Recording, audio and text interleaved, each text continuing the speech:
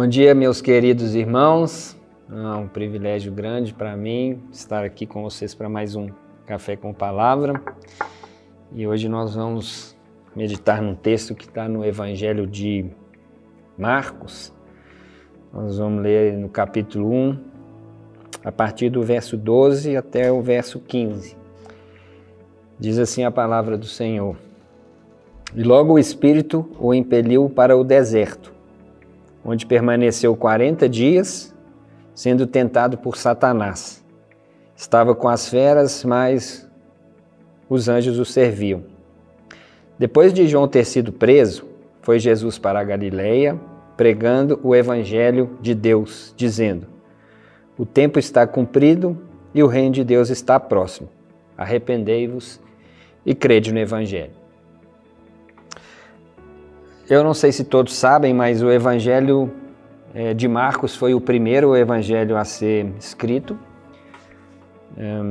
Mateus e Lucas pegaram algumas informações já do próprio Evangelho de Marcos, e aqui, logo no início, nós vemos, após Jesus cumprir a sua fase de maturidade, ele iniciando seu ministério. E a Bíblia Sagrada nos ensina, nos mostra que ele, antes de iniciar o seu ministério, ele foi impelido pelo Espírito, pelo próprio Espírito, para o deserto, e ali ele permaneceu por 40 dias, sendo tentado e passando por algumas situações de dificuldade, de prova.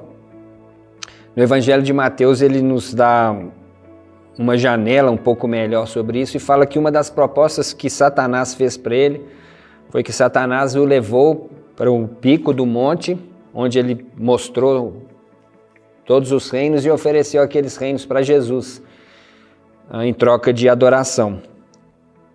Bom, Jesus, como todos sabem, é claro, ele rejeitou aquela proposta, mas logo em seguida, quando ele começa os seus ensinos, ele começa a pregoar o Evangelho, a trazer as boas novas de Deus, a primeira coisa que ele fala é que o tempo estava sendo cumprido e chamando o seu povo para o arrependimento, porque através do arrependimento eles teriam acesso ao reino de Deus.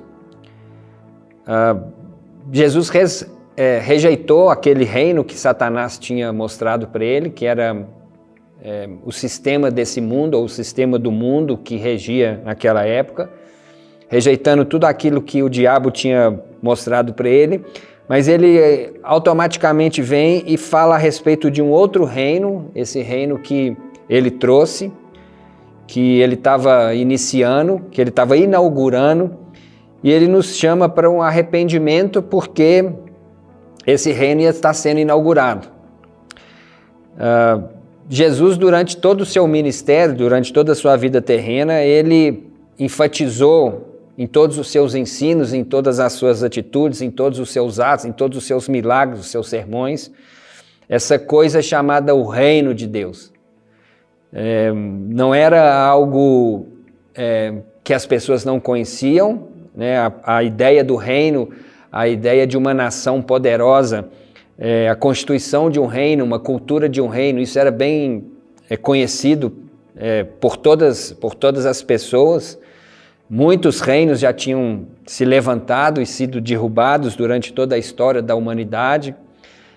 Deus já tinha dado para Israel essa promessa de que Israel seria um reino de sacerdotes, que seria um reino separado por Deus, que seria um reino abençoado por Deus, que Deus tinha escolhido aquele povo daquele reino para ser seu.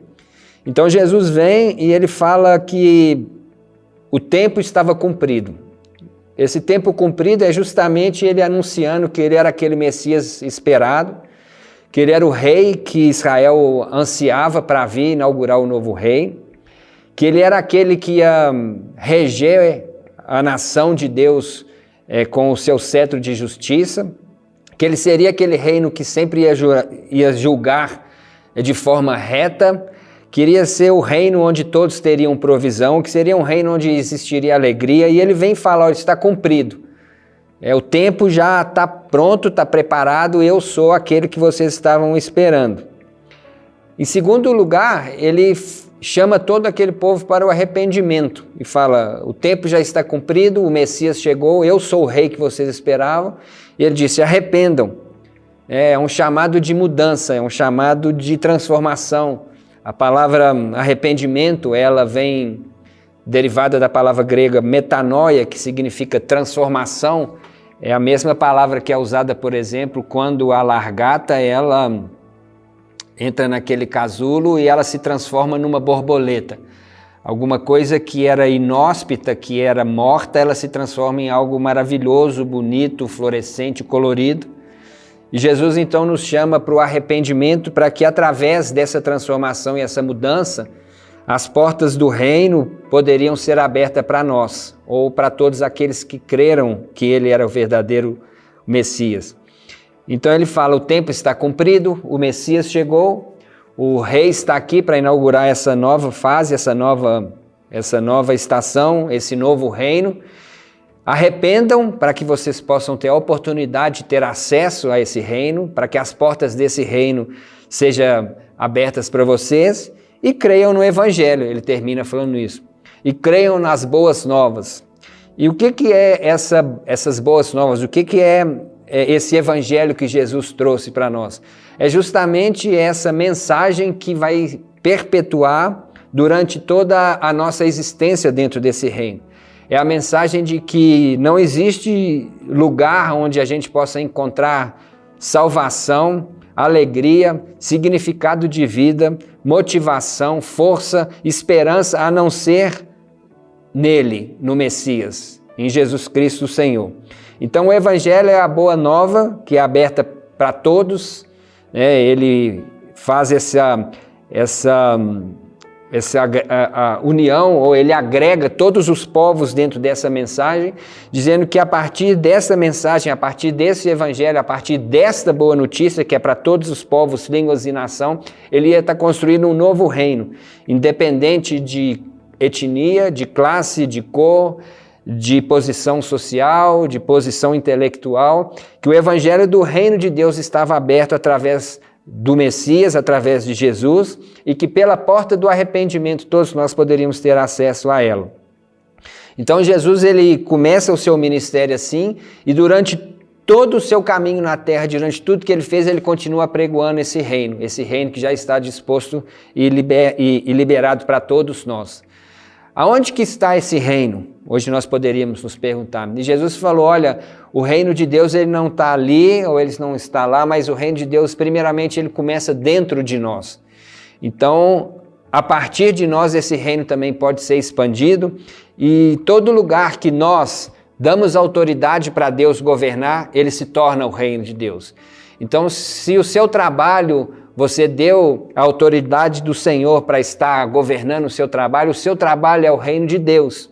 Se numa reunião, o motivo dessa reunião ou desse agrupamento de pessoas é trazer a autoridade de Deus para essa reunião é uma reunião do reino de Deus.